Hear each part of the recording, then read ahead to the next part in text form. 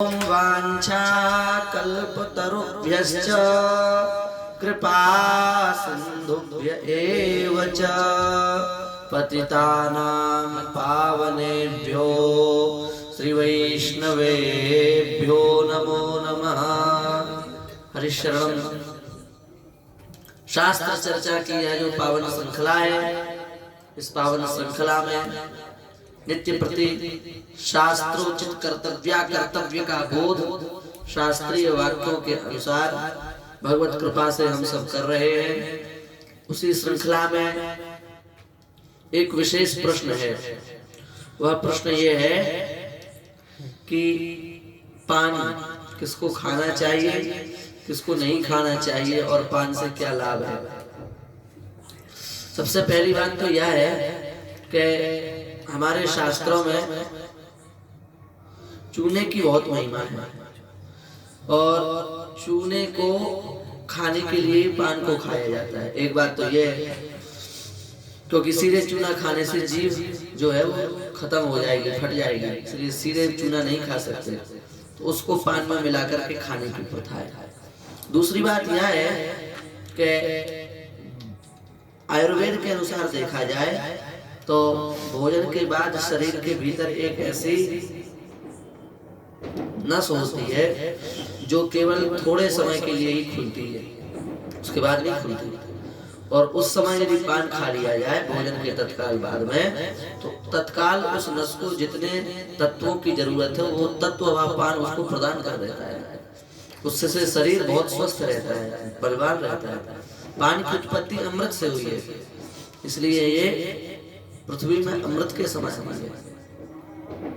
पर शास्त्र की भी कुछ विधा है, शास्त्र की भी कुछ मर्यादा है, हमें उसको समझना पड़ेगा। शास्त्र का वाक्य है, तांबूलम विधवा स्त्रीणां यतीनां ब्रह्मचारिणां तपस्विनां च विप्रेन्द्र गोमांसातीति गद्यते। विधवा स्त्रीणां, दवा नहीं है जिसका, अर्थात जो सधवा नहीं है, जो पति से युक्त नहीं है, पति से रहित है, विधवा हो चुकी है,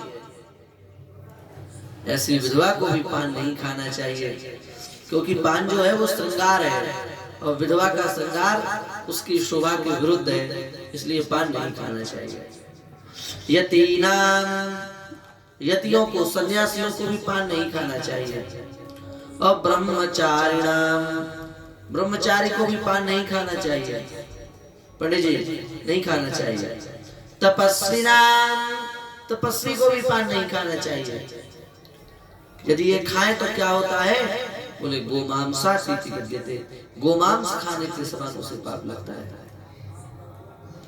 पर इसमें एक छोटी सी बात जरूर है, यदि ठाकुर जी का बीरी प्रसाद है, श्री जी को भोग लगा हुआ प्रसाद है, तो फिर उस प्रसाद को लेने में किसी भी प्रकार का दोष नहीं है। ठाकुर जी राधा वल्लभ जी से पान की बीड़ी मिल गई, राधा रमण लाल जी से पान की बीड़ी मिल गई, बरसाने से पान की बीड़ी मिल गई, तो फिर क्या उसका अपमान कर दोगे, उसको फेंक दोगे? नहीं, प्रसाद रूप में उसको ग्रहण कर लो, कोई दोष नहीं है। पर उस प्रकार से शास्त्र की दृष्टि से अपने जिह्वा की तृप्ति के लिए अथवा अपनी रसनेंद्रिय को सुख प्रदान करने के लिए यदि विधवा स्त्री, सन्यासी, ब्रह्मचारी, तपस्वी पान खाते हैं तो उन्हें गोमांस खाने के बराबर पाप लगेगा। इसमें किसी भी प्रकार का कोई संदेह नहीं है। तो इस बात को समझते हुए जो विधवा स्त्रियां हैं, माताएं हैं, सन्यासी हैं, ब्रह्मचारी हैं, तपस्वी हैं, उन्हें पान नहीं खाना चाहिए। यही शास्त्रोक्त विधा है। श्री वृंदावन बिहारी लाल की जय।